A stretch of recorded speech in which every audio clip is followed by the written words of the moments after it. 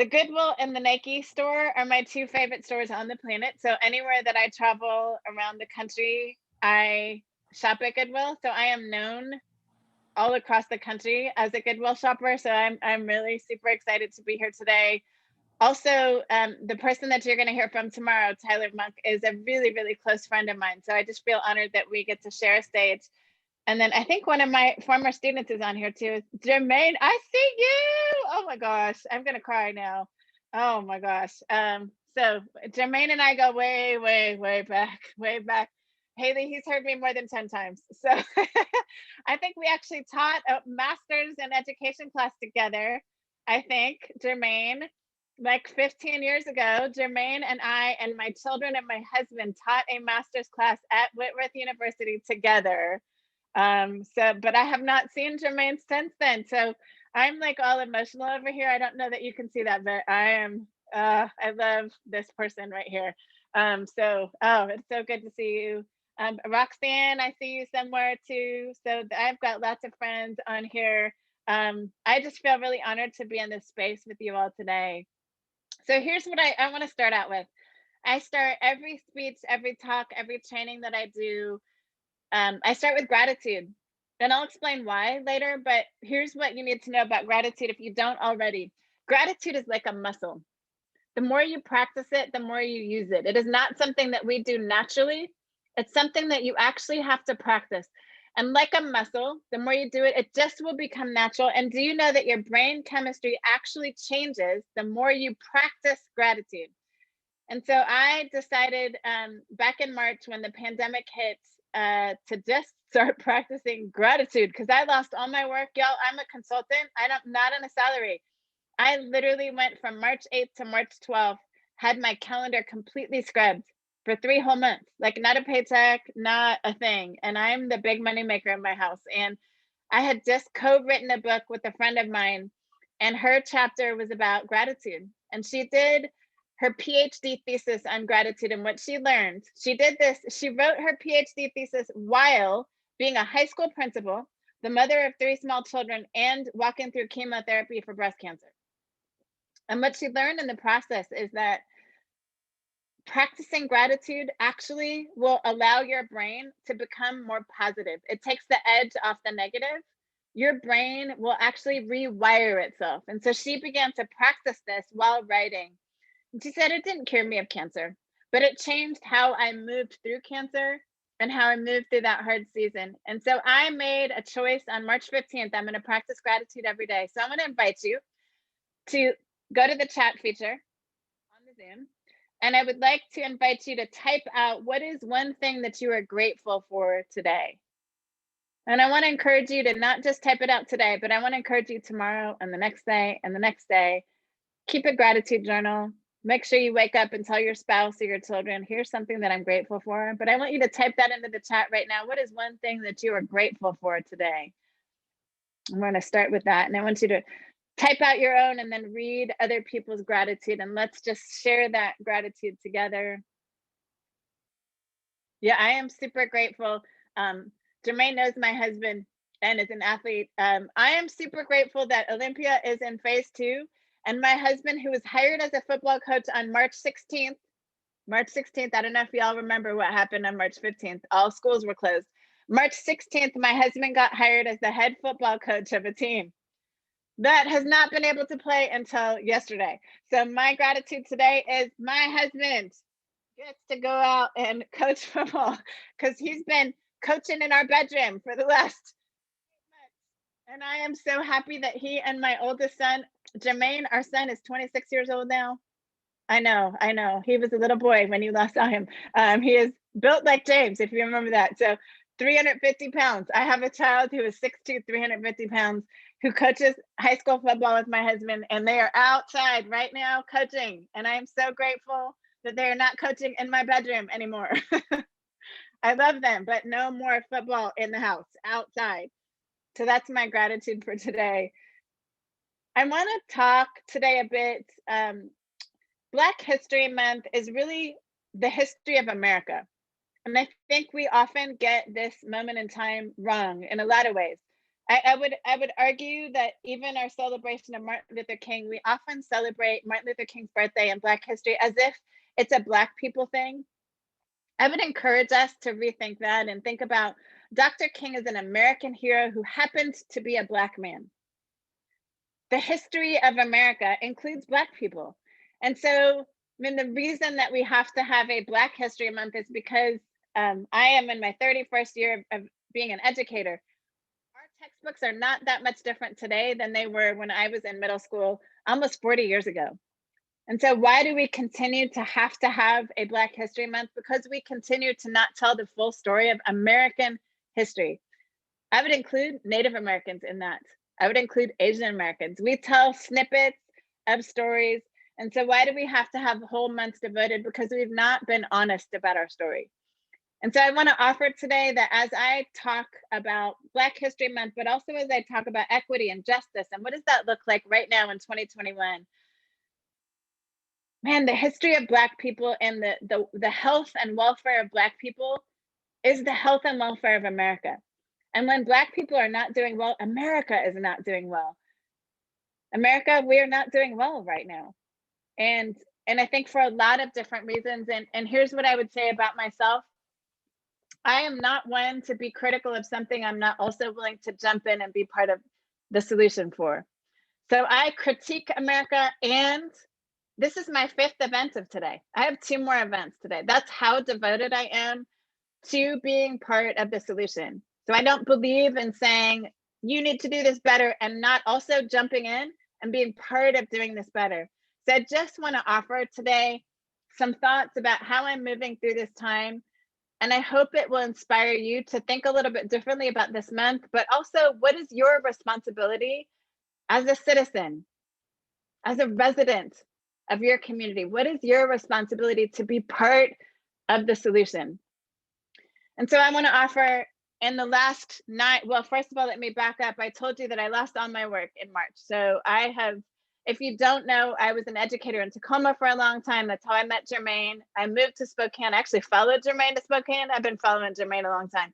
I followed Jermaine, our Black family, to Spokane. So if you've not been to Spokane, there ain't not a lot of us there. And back when Jermaine and I were there were like 2% of us. So it was not an easy choice to make to move to Spokane, to move our big Black family to Spokane. And so we moved to Spokane, and then I ended up winning Teacher of the Year, and that propelled me back to work for the state superintendent. So I would work for 2 state superintendents and then leave that office to work as a district administrator for Tacoma and Federal Way. And then in 2016, I did this crazy thing and decided to run for office, and became the first Black woman in the history of the state of Washington to run for any statewide office. I need you to hear that.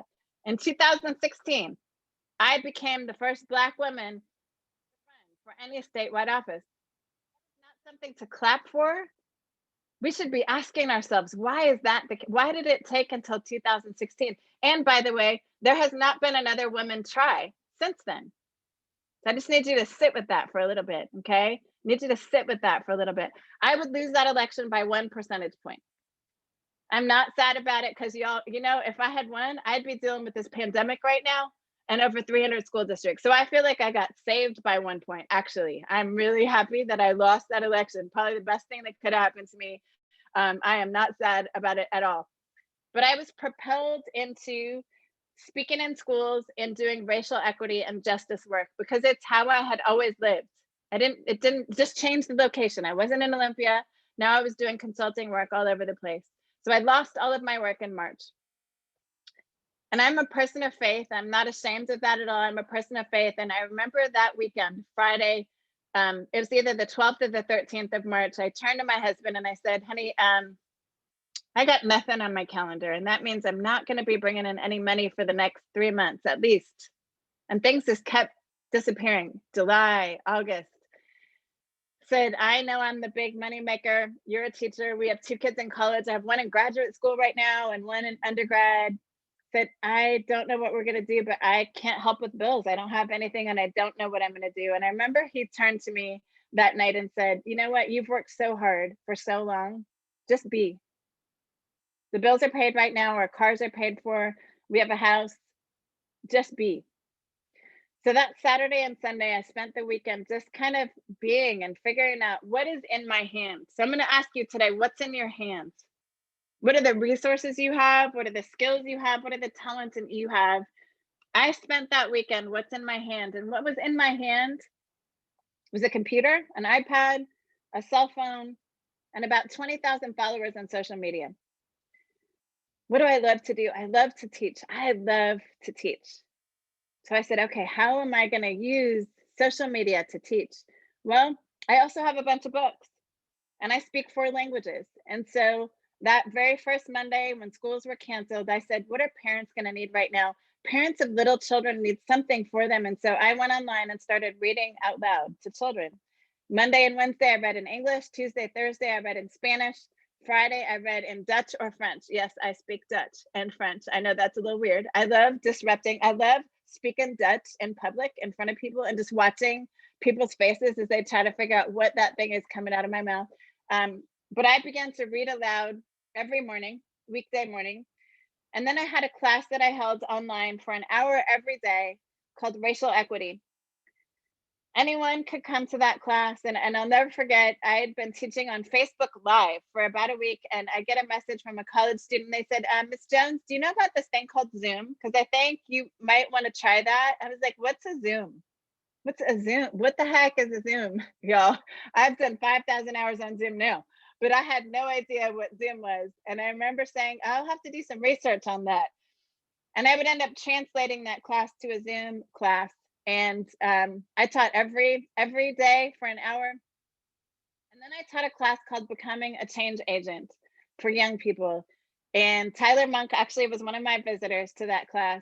I invited our first Black Supreme Court Justice, our first Asian Supreme Court Justice. I had 2 former NFL players who came and visited my class. And I taught that class for 83 days in a row.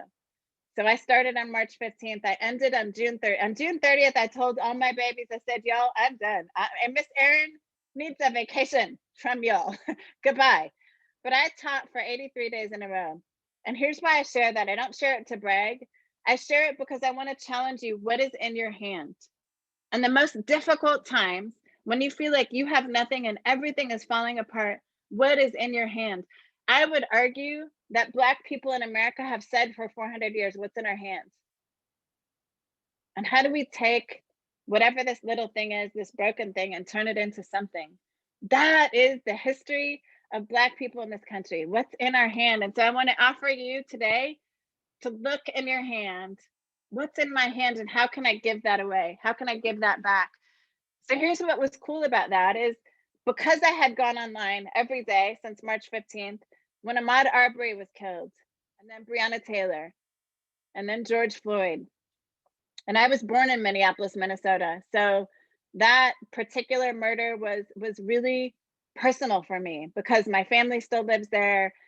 Just being a Black woman was already really, it was feeling hard, but to watch that happen in the city of my birth and to know that my family was struggling to make meaning of all of this. I had built a community online because I had taken what was in my hands and given it away.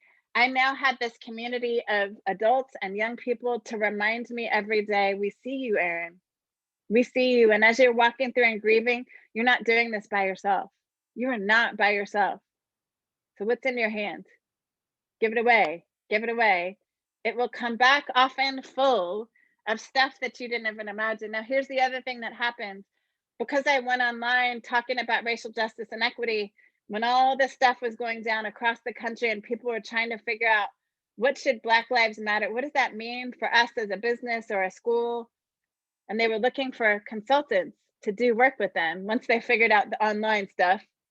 Guess who got called in July? The one who hadn't had any work since March. So here's what I'll tell you, because I took what was in my hand and I gave it away, I have had at least 4 events every single day since July 4th. Every single day. I've spoken to more people in the last 7 months than I spoke to in an entire year last year. I want to encourage you, what's in your hands? And so maybe you're not a talker, maybe you're not a speaker, but what's that thing in your hand that you love that you could do and give away? And I just want to encourage you in that. And then as we moved into that summer season and we saw Black Lives Matter rallies and all the things, and then we moved into political season, and having run for office, I pay a lot more attention to politics than most people. And I watch the dynamics of the presidential race, but also local races. My heart really ached, and I could see the division in our country. And I could see, once again, this pattern that happens in the United States of Black versus white, this dynamic of race rising to the top in our rhetoric in lots of really dangerous ways. And so I began to wrestle with, what does this mean for us at this moment in this country? How are we going to move through this moment? And there are three words that I want to use to center my conversation today with you. And I want to encourage you to ask questions at the end. So I want you to push me. I want you to push me. One of the things I believe in is not safe spaces, but brave spaces. I don't talk about safe spaces. I don't think it's ever safe for everyone to talk about race or gender or sexuality or religion. I actually don't think safety is useful. I think bravery is useful. And I don't believe in asking you to do what I'm not willing to do. So I'm going to model today bravery. And what I mean by that is I'm going to take some risks. I'm going to be really vulnerable, because I absolutely believe vulnerability right now is paramount. It's absolutely critical. And I think we have too many leaders that are not being vulnerable, and it's killing us. It's killing us. And so I want to offer brave spaces today. So as I speak, if you hear something that makes you uncomfortable, I want you to sit with that and then push through it. Sit with it and push through it. Push through it. Guess what? I don't get to be comfortable ever. I spend most of my time talking to all white audiences about race. That is not comfortable. And yet it's necessary. It's necessary. If we're going to move to another place, it's going to require pushing through discomfort. I want to offer that brave spaces require grace and mercy, both for yourself when you make mistakes, which you're going to. If you really want to talk about race and gender and all the things, you're going to make mistakes. I make mistakes. I do. And this is what I do I make mistakes. Can we have grace for ourselves and for other people around us? The cancel culture is not helping anyone. It's not. It's not. We as a country have got to get to a place where we can have honest dialogue with one another. And it requires courage and bravery.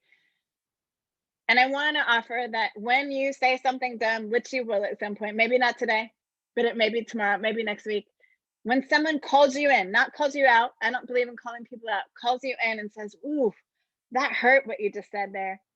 Instead of saying, oh, but I didn't mean it that way, I was just joking, could we just say, I am sorry. I am sorry. I want to encourage that. And then lastly, for brave spaces, could we take a posture of curiosity instead of judgment? And here's what I mean by that. When someone says something that you think is idiotic or ignorant, instead of saying, what? Why'd you say that? Instead of, wow, why did you say that? What brought you to that place? So, what's in your hand? Can you give that away? And could we show up in brave and courageous ways to this conversation about Blackness and Black history and beyond this month? Because here's the deal. If we're just going to do this month, it's not going to change anything. I'll just tell you that. It's a checkbox, intellectual work. I need you to move from the intellectual to here. I hope that when I'm done and Tyler's done, that you will leave these conversations wanting to do more beyond February, beyond the shortest month of the year, that you will leave wanting to do more, to do better by people around you. So there are three words that I am moving through the world with right now that I want to leave with you as a tie-in for the rest of my time with you today. And they're humility, humanity, and history. Humility, humanity, and history. I believe one of the most dangerous, the greatest flaw possibly of our present moment is the lack of humility in every space, whether it's education, politics, athletics, entertainment. We have lost humility. There's a lot of arrogance and pride. I know it all. I want to show up today and say to you, I'm not an expert in equity. I know a lot, I do a lot of training in it, and yet I know I'm a fellow sojourner with you. I'm traveling on this journey with you, and I can't do it by myself. I need to find people to link arms with. So I want to offer today humility. I don't know it all, and I can't do it by myself. Humanity. I choose to center the humanity of every human being around me. And that means from the neo-Nazi right-wing KKK member to the left-wing Antifa, from that person who believes something really different from me to the person who speaks a language I don't yet know, the person that's calling me the N-word. I choose to center their humanity. Doesn't mean that I won't say stop. That is not appropriate. But it does mean I always want to see each human around me as having equal value to me in the world. So as I bring critique, I'm always going to do it trying to love up, not press down, if that makes sense. So I want to offer today humility. I don't know it all. I can't do it by myself. Humanity. Could we just see our neighbors as equally valuable in the world as us, even and especially if we don't agree? And then lastly, history. I have a story. I'm going to share a little bit of my story with you. But guess what? Your region, Pierce County, has a story to it. Pierce County has a story. Goodwill has a story. Who's been served well, who's not been served well. Tacoma has a story. Where were Black people allowed to live? Where were they allowed to buy property until the 80s? Where were they not allowed to buy property? Who's been well served in schools? Who's not been well served? America has a story. And here's what I believe and why our stories are so important. I absolutely believe that we cannot fix what we're not willing to face. We cannot fix what we're not willing to face. And so I'm going to offer today that I love America so much that I'm willing to say, yay, America, when she does something great, and America, we got to do better. I love my children the same way. Yay, my youngest one is at USC in second year of grad school. So proud. And I smell your underarms, buddy, from like all the way upstairs. I need you to take a bath today. Right? That's how much I love America. And I really believe that until we're willing to face our full history as a country, we can't move forward. So I'm going to offer today that this conversation about Black history and about equity and justice is about facing our demons. It really is. And we can't fix them if we're not willing to look them in the face and say, ooh, that thing's kind of icky. But I also want to offer that I don't believe shame, blame, and guilt are useful. I think shame, blame, and guilt caused us to look at ourselves and focus on ourselves. And it becomes about me, instead of pivot out. Justice is about others. Justice is about taking what you know and pivot out.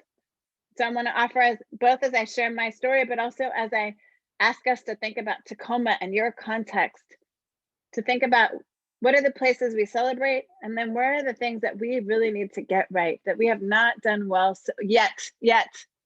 Okay. I'm absolutely a person, a glass half full girl. I'm absolutely that way. No matter how hard things get, I'm a glass half full person. But I believe for too often we've kind of covered our eyes. It's just going to look at that good stuff, and if I just ignore it long enough, it'll go away. It's not how life works. So I will be 50 this year. I'll be 50 in about 4 months, which is crazy, y'all. I feel like how could I possibly have kids that are in their mid 20s? Like I have a hard time every time I think about it. I have 2 that have birthdays this weekend. They will be 24 and 25. I'm like, how did that happen? I don't know. But here's why that age is important. Because again, history is important. I was born in a place that you all probably never really thought about until George Floyd. I was born in a hospital in Minneapolis, Minnesota in 1971, at a time when Black and white were not supposed to be together. But I was birthed out of the body of a white woman with this hair. So it was obvious when I was born I was not white. And she would literally leave me in the hospital bed and walk away. I've never met my biological parents ever. On my today birth certificate, it says Negro man for the name of my father. That's my father's name, Negro man. Today on my birth certificate. My mother was a white woman. It says on my birth certificate she's Norwegian, but I just did Ancestry, and that is not where it says she's from. So I don't think that was very accurate, but she is from somewhere in Europe originally. And they would leave me there, and I would end up in the Children's Home Society. I was adopted by a white couple. About 3 months later, they were disowned by both sides of their family, who were white, Protestant, Christian folks, disowned my parents for adopting a Negro baby in 1971. So I need us to understand, we have all of this rhetoric around race, and it just happens down south, and racism doesn't happen up north. Yo, we got our stuff that we got to do up north too. And so watching what happened in Minneapolis this year was not a surprise to me, because we knew that story of Minneapolis 50 years ago when my parents chose to adopt me. My parents ended up moving us to Europe when I was 5, because they realized raising a little Black baby in Minnesota was not going to be a good idea. And so I was raised at the American School of The Hague in the Netherlands, which is a United Nations, well, it's a school that was founded by the State Department of the United States, but also in combination with the United Nations World Court. So I would have the benefit of attending one of the best private schools. So imagine Bellarmine, but with presidents, like American presidents, walking through the halls, because we were about a mile away from the United Nations. So every time an American president came to the United Nations, he would walk the halls of my school. And so it was like a Bellarmine, but situated next to the United Nations, okay? And so here I am, this little Black girl, little rejected Black girl, suddenly sitting next to children whose parents hung out with the Bush family. Like, I have friends that I went to school with that when I went back to my 30th high school reunion, pulled out pictures hanging out with George Bush, hanging out with Barbara Bush, in jeans. Like, these were the kinds of people. I didn't know that as a high school kid, which I'm really happy about, because I think that would have freaked me out. But this was the kind of child that I got to be around. And I knew as a little kid, I want my life to matter. And I never had a teacher that didn't believe in me. So every teacher that I had going to that school believed I could be amazing, and they treated me like that. I was a good athlete. And so I became a star student, a star athlete, and a musician. I played 2 instruments in the band. And I knew that I wanted to come back to America to go to college, because all of the great lawyers at the United Nations all had degrees from Harvard and Stanford. And so I knew that was my destiny, to come back to America. And I would come back to America. Now, understand, I had studied Malcolm X and Dr. King and Marcus Garvey and Frederick Douglass, and I had read Langston Hughes and Alice Walker and Zora Neale Hurston, because in Europe, those stories were part of our tradition, unlike here. And I know, Roxanne, you were in Germany, right? So yeah, your kids got really similar stuff. Roxanne, it's kind of crazy, because Roxanne's son, anyway, we've been running parallel for several decades now. But the crazy thing is, in America, kids didn't get this stuff, but I got to read James Baldwin and Alice Walker, and that was normal for me. And I thought I understood what it was to be Black, because I had studied American history, and I had read all the greatest writers, and I had watched The Cosby Show and Fresh Prince of Bel-Air. And so in my mind, I was coming to an America that was The Cosby Show. And in fact, I went to college in Philadelphia. I went to the sister school to Princeton University, and I got my hair cut like Claire Huxtable, because she was my Black woman role model, and I really wanted to be like Felicia Rashad. And the show was set in Philadelphia, so I thought that was the America I was coming to. When I would get to Philadelphia and discover that my college was not in Huxtable land, and it was not in Will Smith land. It was out in the 7th wealthiest suburb in America, which is called the Main Line. And on the Main Line, the only Black people who live there are the ton of us who attended college there. And every other Black person was the help. They drove cars, they worked in the kitchen, they cleaned stuff. But I didn't know this, because I didn't visit beforehand. My parents were teachers, we didn't have money. And so I came to America sight unseen, and that first day driving in a taxi cab out to my college, I just remember the houses getting bigger and bigger and bigger. And the very first sign in my college town said, Lower Marion Cricket Club. So Lower Merion is the name of the county. Cricket, y'all. I don't know if you've ever seen cricket played. Most Americans do not play cricket unless you are like old money. Cricket is a game that is played in the British Isles, all the British protectorates, and that is cricket. So I knew right away, okay, cricket, really? And below the sign on the main street, these are the words that were there. No coloreds or Jews allowed here. No coloreds or Jews allowed here. This was 1989. So when people say, oh, all that stuff was so long ago, I need you to understand that sign didn't come down until 2012. And that was my introduction to America. And I remember not telling my parents about that sign because I knew they would make me come home. And I would spend 4 years of college trying to prove to people that I deserved to be there. I remember going to my dean as a sophomore and saying, you know what, I really want to major in English, French, and Spanish.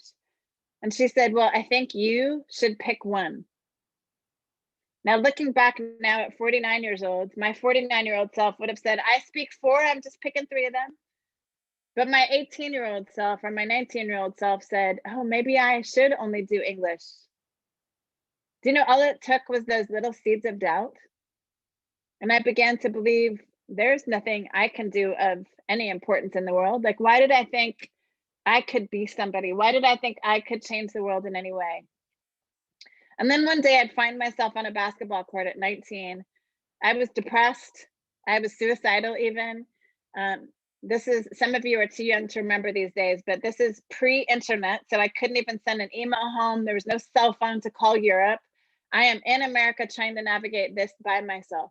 I'm not Black enough for the Black people around me. I am not white enough for white people. I'm not exactly international because I was born in America. So I am homeless. I'm literally homeless. And one day I just started walking and I ended up on a basketball court with a guy named Dr. Julius Irving. Now, some of you may know who he is. I had no idea who this man was because I grew up in Europe. I did not know this man, but I would come to learn about him really quickly. And Dr. J happened to be playing basketball on this outdoor court in a little tiny Black neighborhood where all the help lived. So he had built this court in the middle of this little community of Black people who served as maids and chefs in the white people's homes in our college town. And he happened to be playing that day with his 2 sons. And their friends had come, except for one of them was late. And he saw me walking down the street and he said, you girl, get out here and play. I had no idea who this man was. I would learn really quickly, but I would play with Dr. J that day for about 2 or 3 hours and his sons. And when the game was over, we would sit on the sidelines and Dr. J left in his Mercedes Benz. And I sat on the sidelines with 3 Black boys, 15, 16 years old. And they all said, where are you from? Because you don't talk like us. You talk funny. I was like, I'm from the Netherlands. And they were like, yeah, what is that? And I tried to explain to them where that was. And they still had no idea. And I said, where do y'all go to school that you don't know the Netherlands? Well, we don't go to school. What do you mean you don't go to school? And they explained that they were from North Philadelphia. If you've never been to North Philadelphia, it's kind of like South Chicago. It looks like a bomb went off and it's an incredible community. I love it and I hate it. It makes me angry because this particular community where these boys were from, they didn't even have enough books for the students. They didn't have enough chairs for the students. And these boys said, nobody cares about us. So we stopped going to school a long time ago. And I just remember my heart breaking in that moment. And I said, what are your dreams for the future? And each of those boys said to me, Erin, we don't expect to live to be 21. Why would we dream? Y'all, it was all I could do to not start crying in front of these boys. And I remember I ran all the way back to my college, crying the whole way. And I knew for the first time in my life that I had been made Black and white for a reason. I had been made an athlete and a student for a reason. I was born in America, but raised in a place that believes in me for a reason. And I knew in that moment how I wanted to change the world. And I called my parents collect. Some of you don't know what that is either, but I called my parents collect and said with tears, Mom and Dad, first of all, I need to thank you for being my champion for all these years. And I think I finally understand what you've given up to raise me in Europe. And I think I understand for the first time that y'all have been champions for kids for 30 years at this point. And I never understood. I just thought you were just teachers. But now I realize you've been changing the world every day. And I know that I can't come home. In fact, I'm never coming home. I know that my destiny is to change the world one kid at a time right here in America. And I told my parents I'm not coming back, and I never did. That was 31 years ago. And I have stayed in America. I've worked in North Philadelphia, then South Bend, Indiana. I actually had Pete Buttigieg. What? No, I did not have Pete Buttigieg. I taught at his school when he was in the 8th grade. He was just Pete. I did not know him as Pete Buttigieg. I just knew he was just Pete. I taught 6th grade English when he was in the 8th grade. Kind of crazy story. But I taught in South Bend, Indiana. I taught in Columbus, Ohio. I taught in Corvallis, Oregon, Tacoma, Spokane. But I have devoted the last 30 years of my life to teaching in communities where most people don't want to teach, with students that most people have written off. And here's what I've come to believe. The stories we tell about the children matter. How we speak to and about the children matters. And so here's what I learned in just my first 5 years of college, that we tell stories about Black people as if they can't. I want you to think about this, about your public education experience, especially if you're over 40. What was the one time you learned about Black people? It was slavery. The first time that the history of Black people was introduced at slavery, and often that was all people got to was slavery. 2 weeks or 3 weeks of slavery. You know, until the 80s, there was no Martin Luther King Day. So what did you hear about? You heard about Black people slaves. I want you to imagine what that does for our young people. Then I want you to think about all the stories that you've read and heard about on television, you've seen in the news. What are the images that are projected for us as Americans about Black people? We hear about gang violence, entertainers. We don't hear about inventors. Yeah, we get a day to celebrate Martin Luther King, but I want you to think about, if I were a 12-year-old Black child, what are the stories that I've heard my entire life? If I were to just watch television, would I feel like I could be an astronaut or a lawyer or a teacher or a doctor? Those stories matter. So why does this month matter? Because we need to tell a different story, because it's killing us. I think about all the young people that I've had the opportunity to meet in the last 30 years that I've taught, and the numbers of young people who I was their first Black teacher. Wow, Black people speak other languages? Yeah. In fact, if you're born in Africa, anywhere on the continent of Africa, you probably speak 5 or 6. That would be normal. But in America, oh, can you just speak proper English? I want you to think about all the messages that we are sending young people. And it starts with us as adults. What are the messages we're putting out into the world? Do all of our children believe they can be brilliant and talented and wise? I would argue we send messages about which children can be brilliant and talented and wise. And those children grow up to be 12 and 15 and 20 and 50. So what are the messages that you're sending? What are the stories that you've taken in? Because I would argue that if you just let it happen, there are always, no matter what you think you believe, there are always stories back here in your head. There are always stories back here in your head that are playing. And that when you have to make a decision about who you're going to date or who you're going to hang out with or who you're going to go to coffee with, these stories will always come out in some way. So I'm going to challenge you to think about, who are you following on social media? Who are you following on Twitter? Who are the main characters in the TV shows you're watching?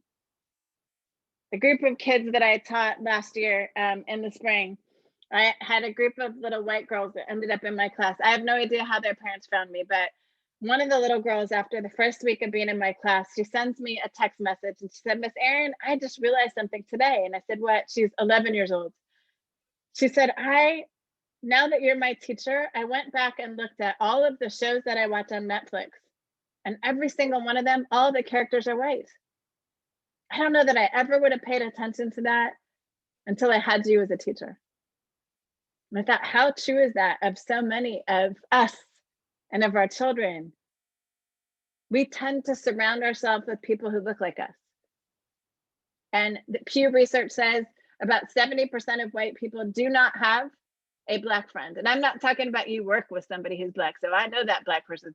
No, I'm talking about an actual friend. 70% of white people do not have a Black friend. They've eaten at their house, they've had that friend eat at their house. So here's what that means. 70% of white people are basing what they think about Black people and Black history on whatever they've seen on TV or read in their textbooks. I want you to think about how dangerous that is.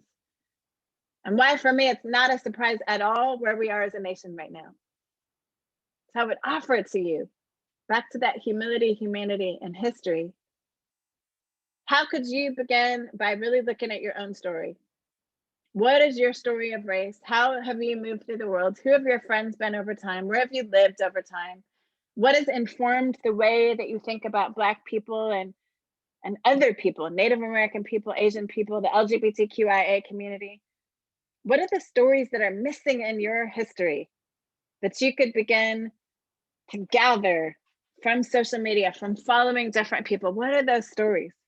And I want to encourage you to be intentional about gathering some new stories, getting out on social media and getting some new stories. I tell people, you know, when the pandemic is over, don't just walk up to someone at Tacoma Mall, like that Black person that's walking, and say, hey, I need a Black friend. Don't do that, please. That's just creepy and weird. Don't do that. But I do want to encourage you, especially right now during the pandemic, to look at your social media. Like, really do a serious look. Look at your Twitter, look at your Facebook, look at your LinkedIn. What's the pattern of people that I'm following? Who's in my circle? And if your circle all looks like you, get intentional about expanding your circle. I really believe the only way that we're going to get better at this thing is by expanding our circle, getting really vulnerable about our own stories, and getting curious about the stories of people who look very different from us.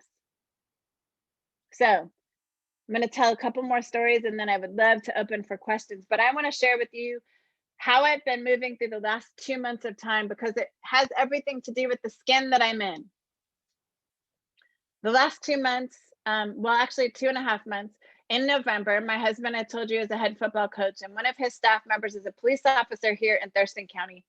And I remember my husband came home from a meeting at school one day, and he said, honey, I know you love to walk, and I walk 7 to 10 miles a day, or I run. So I was a basketball player for 40 years. But all of this is just too much after 45. Like, my body's like, stop it, Erin. And so I run now. My husband came home from work one day, and we live right on the edge of the county in Thurston County. And right across the train tracks from me, there are Confederate flags, and there's a QAnon compound about 3 miles down the road. So QAnon, y'all. I mean, a whole compound. Like, there's a fence and a wall, and anyway, I've never been back there, but I have seen the flags and all of that outside the compound. And the closer we got to the election, the more Confederate flags and 3%er flags were going up on the other side of the train tracks. And my husband comes home and he says, honey, the police officer on my staff said, you probably should take a couple weeks and just run at home and not run out in public right now, because they're getting some chatter about militia. And I just don't know. He said he just doesn't know if it's really safe for you right now. So I was like, dang, okay. I guess I'll stay at home. And I was running at home, and I would go to the mall and walk at the Capitol Mall. And the election happened, and I decided to wait another week, because y'all know how the election went. It was not a simple, cut, done deal, as y'all know. And so I waited about a week after the election, and I started walking again. And one Saturday, the first week in December, I did a really big keynote speech, about 10,000 people. I was so proud of myself, but I wanted to go for a walk. That gives me life. That's my self-care, is walking. I'm the crazy walking lady. Some of y'all are like 10 miles a day. Yeah, I am that lady. That gives me life for some reason. I've been doing it since I was a little girl. I will walk from my house. And when I lived in Tacoma, I would walk from the east side of Tacoma to the mall. Like I'm crazy that way. Okay, that's how long I walk. 5 miles at a time is not a big thing for me. Um, but I went walking one day after a keynote speech by myself, and I've always walked by myself. And I noticed there's a little boy on the other side of the street, and he's got a toy gun pointed at me. And it's obviously a toy gun because it's metal and then there's a plastic orange piece, so I can recognize it as a toy gun. And I said, little man, I need you to not point that gun at me. About 7 years old. And he yells at me. I was like, okay, this is not how I was expecting this to go. Honey, I really need you to not point it at me. He yells at me again. And I just keep walking. And he followed me for 2 blocks in my own neighborhood with the toy gun pointed at me. And his face was for 2 blocks. And we're the only two people on the road at the time. And I just felt nauseous. And I walk out of my neighborhood and I call my best friend and she's on my headphones. And I'm like, honey, I don't even know how to explain to you what just happened, but this little boy followed me through my neighborhood for 2 blocks and I just don't feel right. And she talks to me for about 45 minutes and I get back to my neighborhood and I said, okay, he's still out in front of the house. He lives 6 houses away from me. He's still out in front of his house. And she said, you should probably go get your husband and you should go talk to his mom. I said, honey, my husband is a 6'2", 350-pound Black man. I am not bringing my husband over to that house. That is just not smart. And she said, well, keep me in your ear, but you need to go. She's a teacher too. She said, you need to go talk to this little boy's mom. And I said, okay, I'm gonna keep you in my ear. So I get up to the house and the little boy's in front of the house and he starts yelling at me, why are you here? I didn't do anything. I haven't said anything yet. And I said, Betty, I need to talk to your mom. And he's yelling at me and he runs up to the door in front of me and mom comes out. And just as I get to the door, I see on the door, autism lives here. And I make the connection. Oh, okay. My youngest son is autistic. So I know autism really well. I'm a teacher. I know autism well. And it suddenly makes sense to me. Okay, this little boy is autistic. Okay. So mom comes to the door and I said, Mom, is your son autistic? And she says, yeah. I said, you know what? We just had a little encounter and just for his safety, I need to let you know about this. I'm not here because I want him to be punished or anything, but he just followed me down the street for 2 blocks with a toy gun. And I asked him nicely not to. And he's yelling from behind, I didn't do anything. And she says, I need you to come here and apologize to this lady. And he says, sorry. Okay. And I'm good. Y'all, he's autistic. I'm absolutely fine. I don't need like a super sincere sorry. I'm good. And I said, you know, it just didn't feel good having him follow me. And that could have gone really differently had it been someone else, especially under these circumstances. And then he yells from behind his mother, are you calling me a racist? And I'm kind of shocked. I said, I didn't bring up skin color at all. I don't know. And then mom says, right to my face, are you calling us racist? And I said, I have not mentioned anything about skin color. But now I'm worried now. Now I'm worried that this is something that's coming up for you. But I say, no, I didn't say anything about skin color. And then here's what she said that just may have been worse than that. She said, do you even live in this neighborhood? Do you even live in this neighborhood? Jermaine knows this. I am 6 feet tall with a giant afro. I have walked past their house since March 15th at least once a day. I have lived in this neighborhood for 14 years in the same house. They live 6 houses. Do you even live in this neighborhood? Can I tell you, it was like she had punched me. Like, how have you not seen me? I watched you move in a year ago. And I just said, ma'am, have a great day. And I walked around the corner and my friend is still in my ear. And she's like, Erin, breathe, Erin, breathe, Erin, breathe. And I get around and I just break into sobs. I'm just heaving sobs. And I get to my house and my autistic son had been doing something on the computer inside the door. And if you have a child who's autistic, you know this. They are not touchy-feely people, but he heard his mom crying outside. And all 6'4" of him, Jermaine, he is 6'4", 320 pounds, comes out. I know they are just, we don't make them small. He comes outside and he wraps his arms around me and he says, Mommy, what happened? And I have to explain to him what happened. And I just went and laid in bed. I didn't even know what to do. And you may say, oh, it was just a toy gun. It's not just a toy gun. It's not just a toy gun. And so I didn't walk for another couple weeks. And I decided when everything went down in the Capitol, we had another buzz of militia down here. And so I didn't walk then either. And I decided the week after the insurrection on the Capitol, I was going to walk. I'm going to tackle my fear. And I got outside to go walking to my parents' house the other direction. So I wasn't going to pass this child's house. And I get to the edge of my neighborhood and my AirPods stop working. The weirdest thing, I'm listening to music and suddenly they stop working. And I look up and in front of me on the playground are 3 white children. And I hear one of them say to the other one, remember, my AirPods had been working and they just stopped working suddenly. I hear one say to the other, that's racist, don't say that. And then I hear the other child say something black. And then I hear the third child say these words, let's get her into our sights. And they all pull up toy guns over the side of the fence. So I'm about 50 yards from them. And they all pull up toy guns and they've got their toy guns pointed at me. And I have about 50 yards to decide what the heck I'm going to do. And I know as a teacher, I can't just walk by. I have to engage these kids. So I'm praying, I'm like, God, give me something to say to them.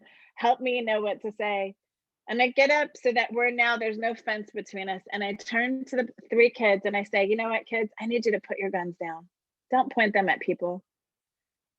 And I said, hi, my name is Erin. My name is Miss Erin. I'm a teacher. What are your names?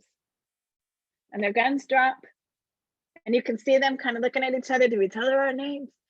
And I say again, my name is Miss Erin. What are your names? And they say their names. And I said, what grade are you in? And they tell me their grades, 2nd grade, 3rd grade, 4th grade. And I begin to talk to them about school. And we talk for about 10 minutes.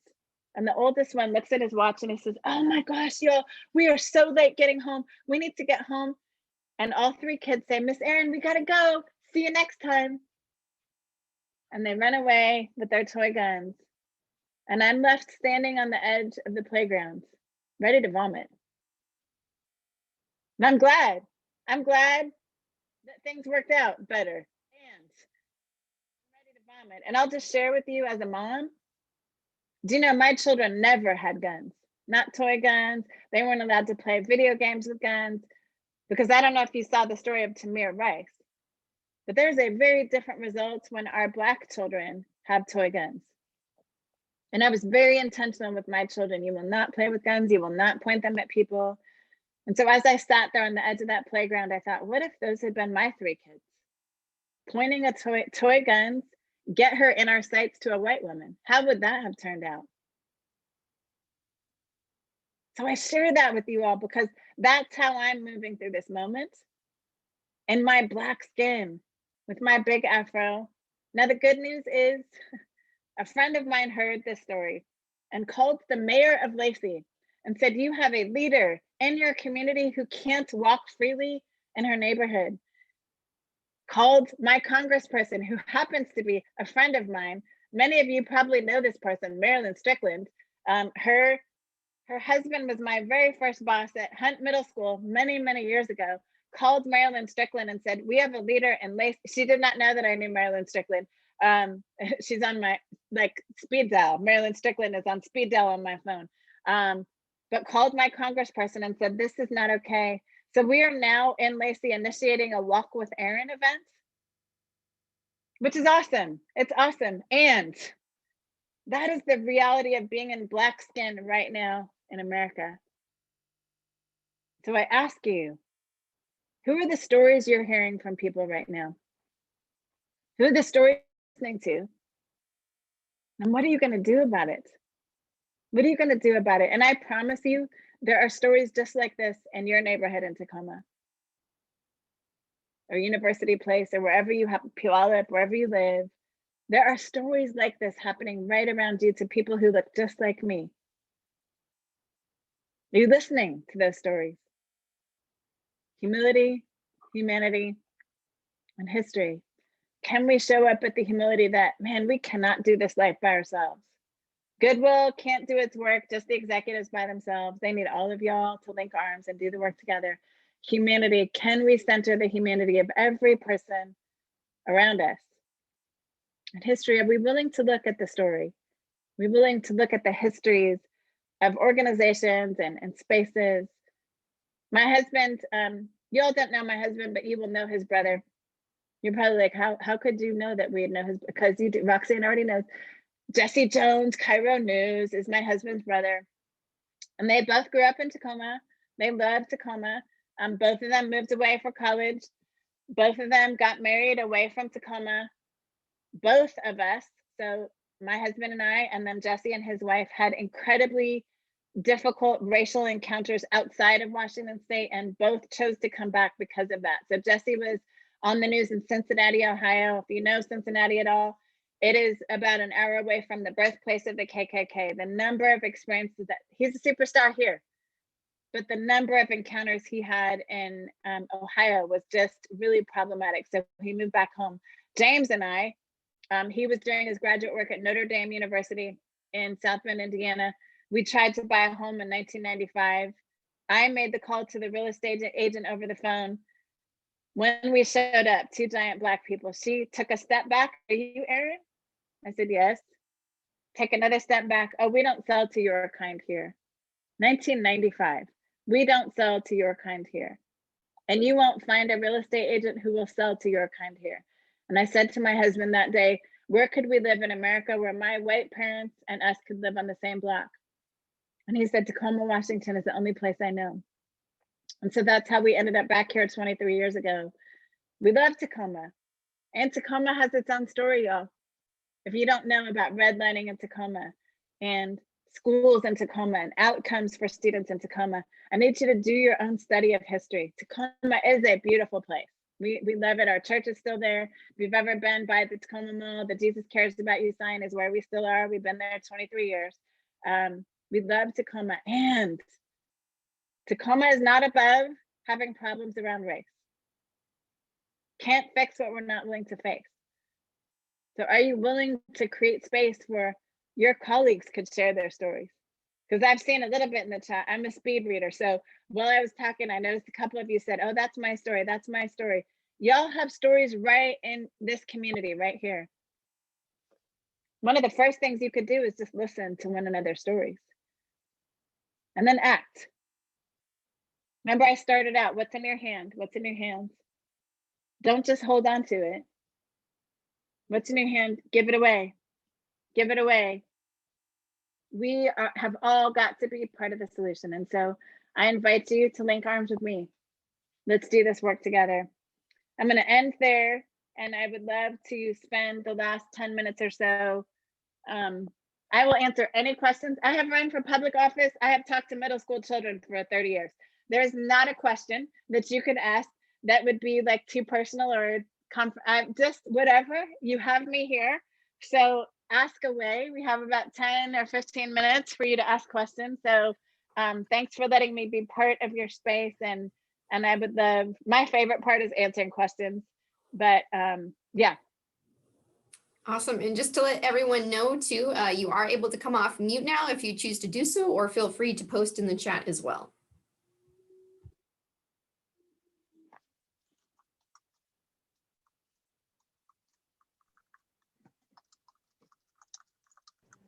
Okay, I'm going to start out a little bit here because that's what I do. Haley knows. Your story, I put in there, story is very similar to mine. My mother's white, my father's Black. We moved here and retired in '68, but I was born in Germany, lived in schools there. The school system, when I came back here, wasn't tested, was simply put into a school, Oakland Elementary, and they made me not write in cursive with a pen, but the big pencil, 2-block, and they dumbed me down. They dumbed me down to a point that I questioned everything that I did in life. And to your point, yeah, I learned a lot more about life and Black history and the accomplishments of people in America, much through Dr. King's voice through their character, not the color of their skin. More about that out of the country than coming to the country. So yeah, I came here in '68, and I went to Hunt High School too, or Hunt Junior High. So that's kind of that's awesome. But yeah, very interesting. Coming back here now after 35, 40 years, I left and was a dancer and I lived in Miami, but very interesting, to your point of where is there a place that you could have, your family and people see that in their family. I've seen more grandmothers with little brown children here than I have anywhere in our country and the world. Coming back, looking at television shows, but actually very interesting looking at commercials here. You have Yes. you have biracial children, and it's very interesting seeing things that people just take for granted. But when you notice the type of advertising and who they're advertising to around the country is much different than here.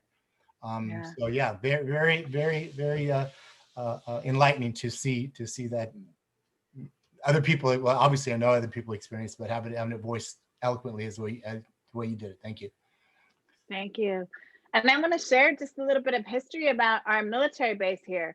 So you may not be aware, this was one of the only military bases after World War II that a Black man with a non-Black wife could be sent to and not be in threat of being hung. So part of the reason we actually have the most biracial people in Pierce County of any county in the United States because of Joint Base Lewis McChord and what happened after the Vietnam War is they sent Black men who were married to Korean women and Vietnamese women and white women here because it was the one place they could be safe. So, and that has remained true over time. They just continue to send interracial couples through the military here. Wow. Miss Erin. Yes, Jermaine. Wow, it is so wonderful to see you. When I saw your name, that is why I signed up to join this workshop, even though I have been having a crazy busy day. But it is such a pleasure, and the way you spoke your story and just your spirit with everything was just really wonderful to see. I actually have about 5 pages of notes, so that was really great, and we should definitely connect. Yeah. Definitely. I think I have you on LinkedIn, so I'll send you a message, okay? But Okay. what my question was, first off, I see why you rock the afro now, Dr. J. Now we got Mrs. Dr. EJ, But what my question was, so I've been a community career advisor here for the past couple of years now through the work source. And what you said was really strong to me about the stories that people were told, not just necessarily me being a young little Black boy, but just all children and all of them, and how that definitely impacts their situation as they get older. And it probably has a lot to do with the way that they can maneuver in our tough society, regardless of color. And so my question was, what are some suggestions or ways that, I could possibly combat my clients hearing these years of the wrong stories being told and like their whole life going through, like I said, regardless of color, there are stories that are bad for any race, and I deal with multiple ethnicities. And just what are some ways to combat that? Just background, I went to Bryant, then I went to Jason Lee, then I was blessed to be able to go to Bellarmine, and then I went to Whitworth. So I had a combination of a lot of different stories where I was told the other story the first couple of years of my life. Yeah. In the later years, I was told the unimaginable and possible stories, and kind of messed it and had a lot of ups and downs in lives, but definitely have been able to figure it out. But I think that's my question.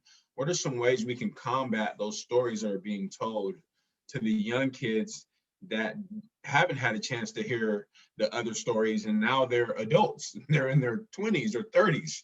And I think that would be very impactful for me in my work, and probably for everybody else as well.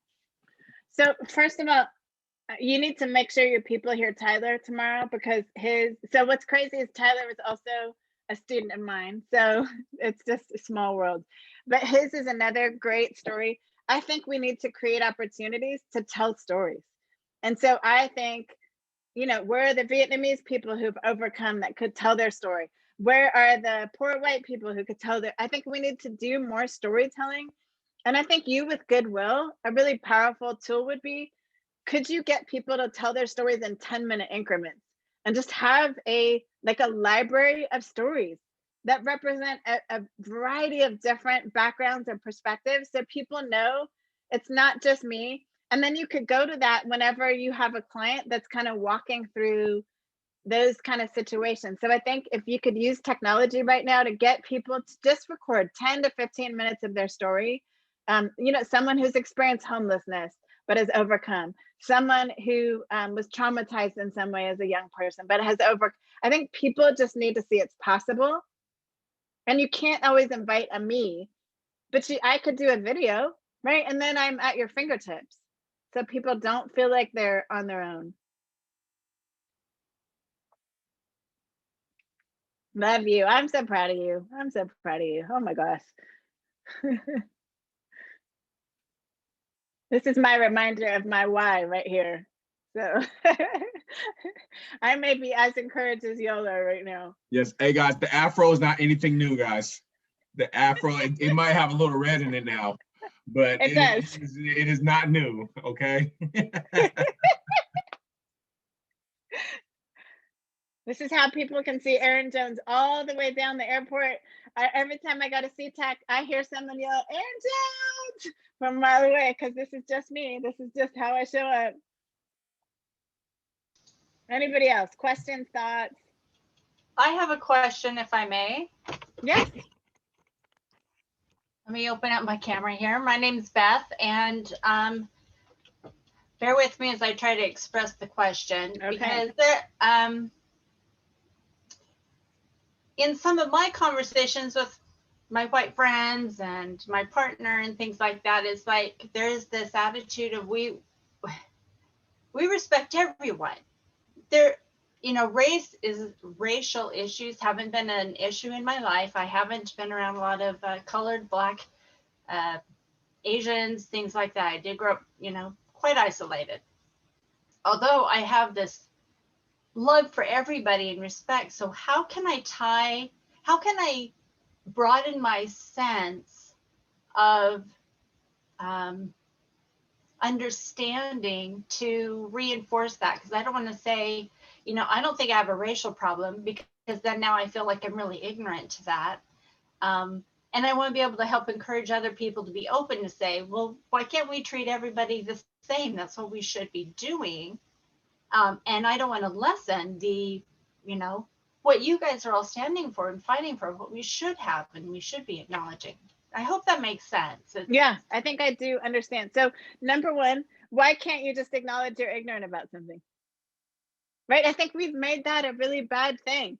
And yet I would argue that I'm ignorant about rural people. I've never lived in a rural community. So I just own, I don't know the rural experience. And so I've been listening to podcasts like Bundyville and trying to listen and learn about a community. Why can't you just acknowledge? There's nothing bad about acknowledging that you're ignorant about something, right? Ignorance just means you don't know. And I think we've done a lot of harm by suggesting that we should just know about it. We can't possibly know about everyone, right? And so just own that and say, I'm ignorant. I grew up isolated from people. That's okay. Acknowledging that is not I think we've made that a problem. I think that's half of our problem, is not being willing to say, I'm ignorant about this particular population, right? So there's nothing wrong with that. I would also argue that this whole notion, and the Pacific Northwest is really good about this notion of color blindness is actually just not true. It's just not accurate. If you have more than one child, you know that there are different ways that we love our children. So those of you that don't have children, this may not resonate for you, but if we're honest, there are different ways that you can't ever love your children the same. If you have more than one child, you love them differently. And I'll just be real. There are times when my oldest one makes me crazy. And then other times when he sings opera and I just want to cry because it's beautiful. And then times when buddy, wash your hands. And then other times when my youngest one is like, oh my gosh, you're so fabulous. And that, right? We do that as human beings. And so I think we think it makes us a bad person to see people differently, but we do. We tend to treat people we know best better than people we don't know well. We tend to treat groups of people that we know and are familiar with. We speak their language. We understand their culture. We treat them better naturally than people that we don't know. what we are afraid of and don't know about, we naturally don't treat as well. That's just human nature. Can we just acknowledge that? I think that's the first step. We got to acknowledge, wow, I'm a little anxious about, like, if I were to throw you in North Philadelphia, Beth, I suspect you would be terrified. If I threw you in North, you'd be like, oh my gosh, I'm going to die today. Now, you probably wouldn't die today because they'd be like, what's that white lady doing here? She does not belong here. But I think we have this weird thing where we think we treat everyone the same. We don't. That's the beginning of understanding, is acknowledging, wow, I don't know that particular community. And here's a beginning place. So if you just Google New York Times videos on race, New York Times videos on race, there are about 25 short videos on race that really will help you unpack. It's a beginning place. It's a beginning place, not an end. It's a beginning place, but it will help you unpack the different ways that different racial groups experience this country. So, and let me just go back to teaching and not keynoting. Race is a created thing, and it has power though, because race is really the stories that we assign to skin color. And so by saying, I don't see color, what you're also saying is, I don't see the stories of how you have experienced this country differently. And that is dangerous. So yes, it's a created thing, and it was created with intention. The stories were created to keep certain people up and others down. Now, it doesn't take a racist to continue those systems. It just takes us not doing anything against them.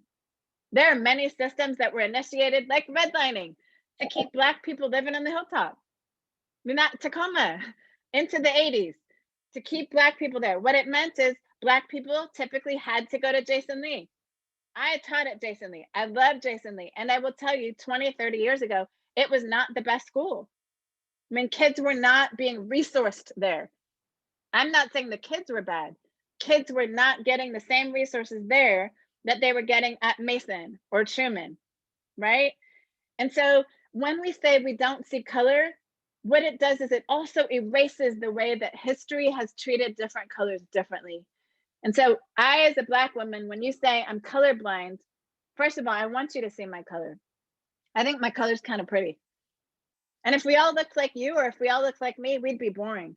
I think God made us different colors because it's beautiful. So I don't have a problem with you seeing my color. My problem becomes when you write my story as if every Black person has the same story. And the only way to change that is by having many stories of Blackness.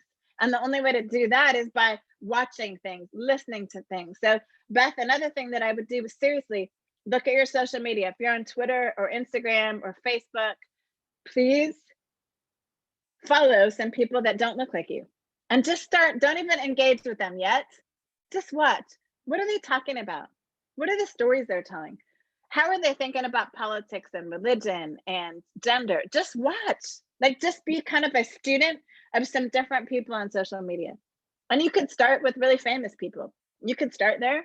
You could start with people who are your elected officials, and then kind of look at who are they following and who's following them, and just get your circle broader. That's a great way to start, is just broaden your circle, okay?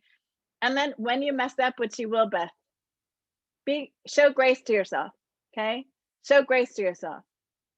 And I just so appreciate your willingness to even bring up that question, because it's a hard thing to even acknowledge. But I think being ignorant is natural. Like, we are all ignorant in some way. That's the humility piece, right? We all have areas, blind spots. All of us do. Yeah,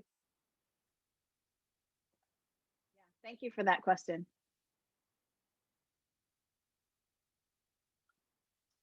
Another question. If Beth can ask her question, you can ask a question.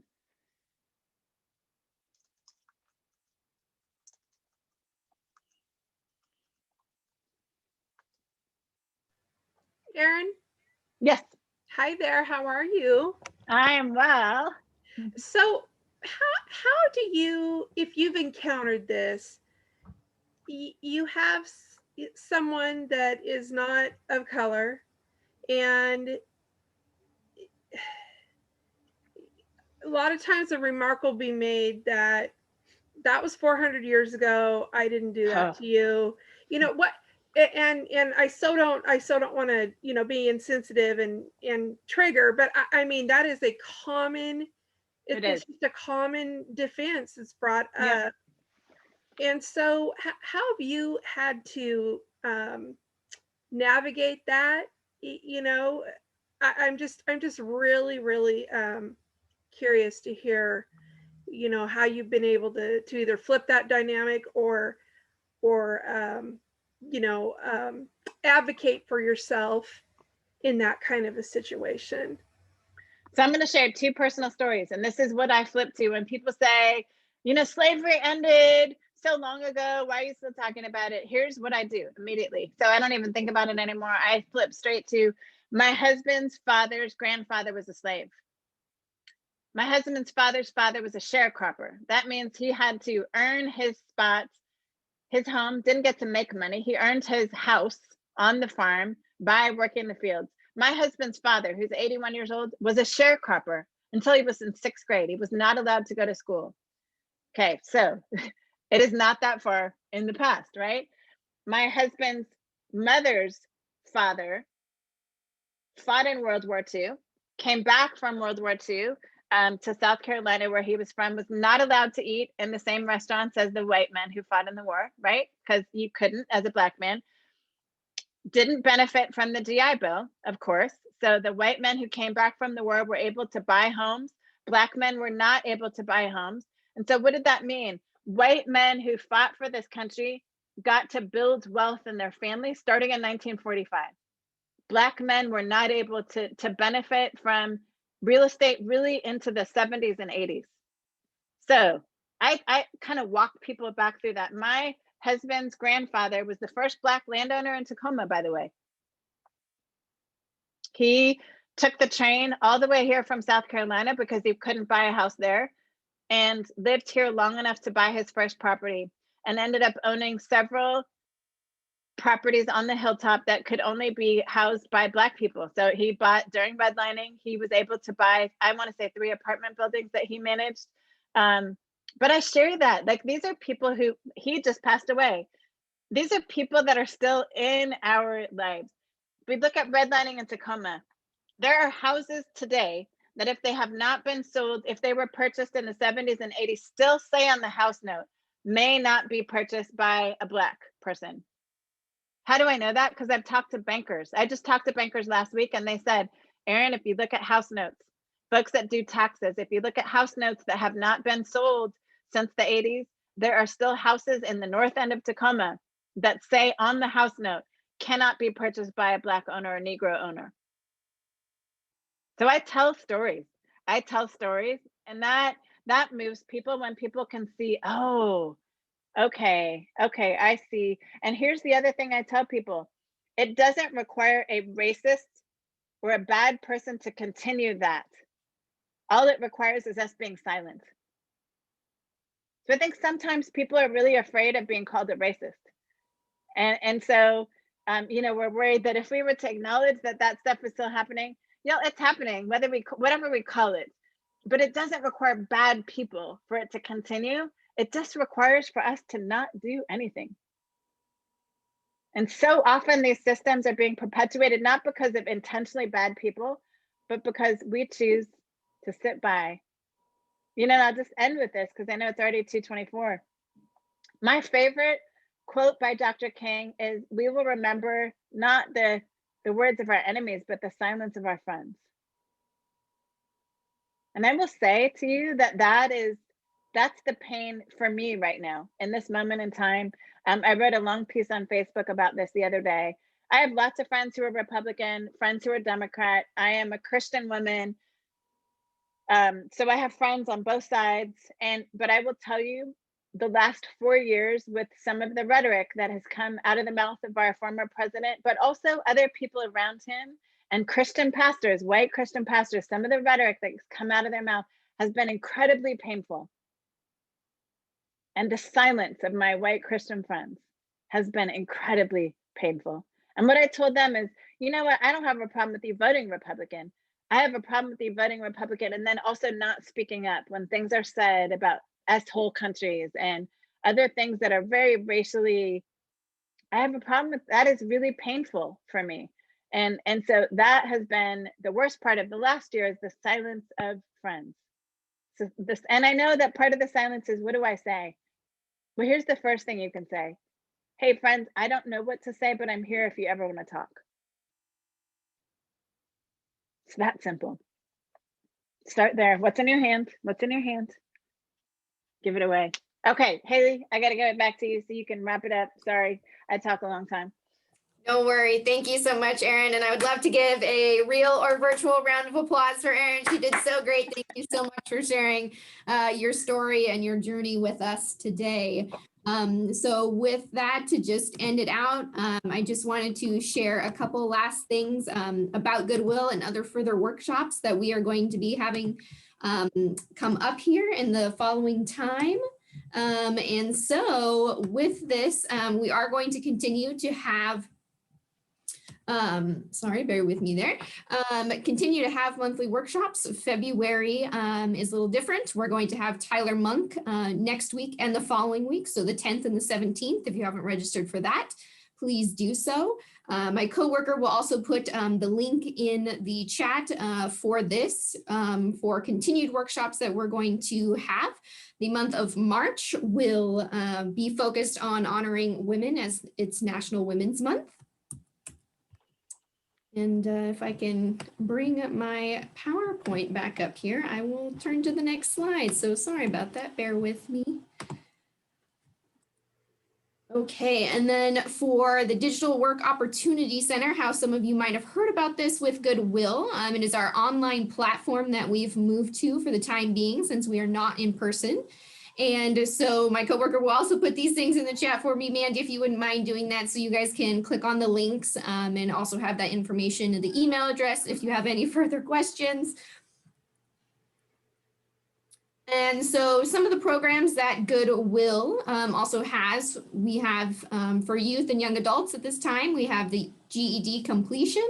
For adults, we have several options here. The Financial Opportunity Center, if you are a veteran or a veteran family member, the Disability Services Program, Ticket to Work, Work First, ESCA, which is Economic Security for All, with those specific zip codes, vocational training, and our CSEP program.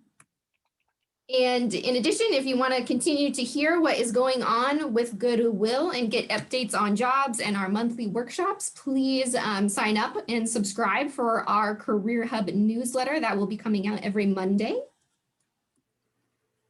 And so this is just showing today was Erin, and then on February 10th and February 17th, we will have Tyler Monk presenting on what's your why and why it matters, and then entrepreneurship as well. So I would like to thank you all for joining us here today. It's been such a pleasure, and thank you, Erin, for joining us. And I wish you all a wonderful rest of the day.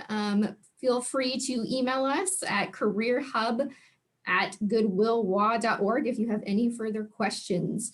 In addition, we will be sending out a survey to get your feedback on this event so we can make sure we're doing things right and seeing what else we can add for the community. So I'd like to thank you and have a great rest of your day. Thank you, Erin. You're welcome. Thank you, Erin. It was awesome. Thank you. Thank you. Great inspiration, Erin. Thank you. Thank Thank you very much. Excellent. You. Bye-bye. Thank you. Bye. Bye.